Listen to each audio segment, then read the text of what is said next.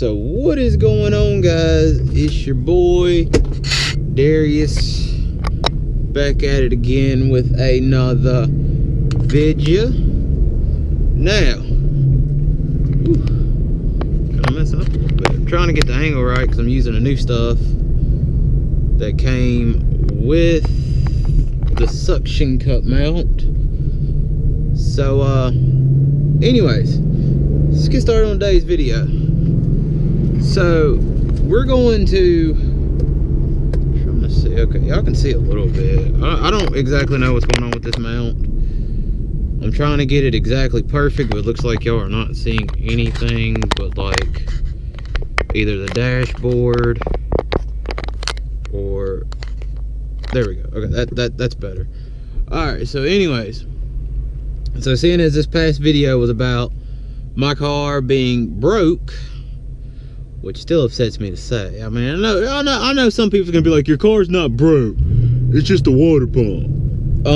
In my case, where this is my daily driver, it is broke. My car is broke. So, all right. So seeing as that was a previous topic, so when you get parts for your car or something messes up on your car, what is y'all's preferred method to get it fixed? Now I know some people have the money and the funds and the time to be like, I'm just gonna take it to a shop and let a shop do it. I know, I'm going to get gas. Some people are gonna take it to a shop and let a shop do it. So are you one of those shop people, or do you prefer to do the work yourself? And I'm not just talking about like basic bolt-ons or something like that. I'm talking about like the real deal. You know, I'm talking about everything in general. Like, if there's some things that you don't want to work on and you prefer to let the professionals do, like for me, all right, for me, for instance, I do all the basic maintenance and the basic bolt-ons. And as long as something comes with instructions, seeing as, you know, I'm a man, normally we don't read instructions, but when it comes to my car, I make sure to read instructions.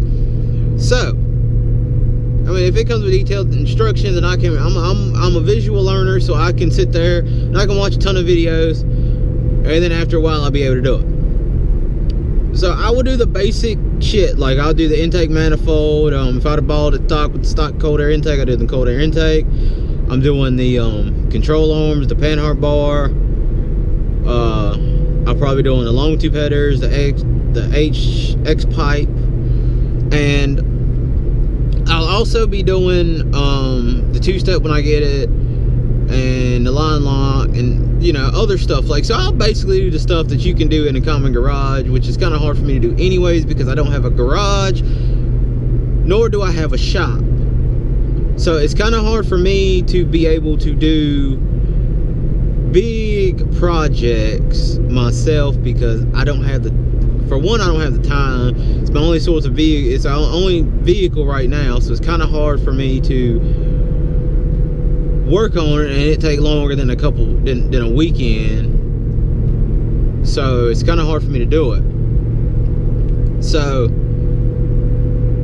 the big projects are going to have to put on hold until I get something else to drive and I can let a shop do it, because I can't do it because I'll be out of my vehicle. And once I'm out of my vehicle, then I have no way around. So until I get a second vehicle, all the big stuff is going to be put on hold. Like, obviously I don't have the money to get a supercharger or a turbo or whatever, but like, let's say I went and got a twin turbo kit, I'll go let a shop do it because I don't trust myself attacking that. Now if I get a Paxton or something like that there's no drilling and it's pretty much basically an advanced bolt-on, I do that. I do a Paxton or something like that. Now Roush TVS blower I probably would not do because it involves cutting, and it's just something I just would not tackle. But like I said, the basic maintenance, you know, oil changes and all that, you know, I do myself. Tune-ups. But when it gets to like heads and cams and pistons and rods and timing and all that, I don't do that. I'll spend the extra money and take it to a shop. Or if I went nitrous, I'd take it to a shop and let a professional shop do it. Simply for the simple fact of I don't exactly know what I'm doing. And I know I have people who, you know, well, I can do it. You know, I've done it on such and such's car, and I can do it. I can do it really good.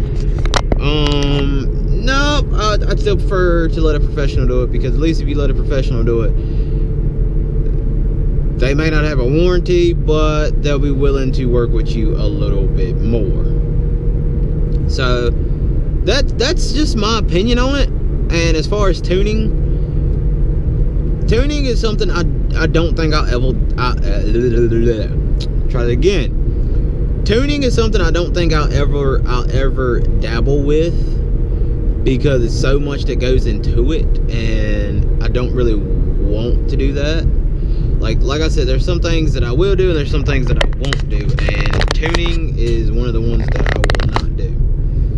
But like I said, anything else, you know, I'll attempt to. Now, if I got a shop, and I feel like y'all are tilted.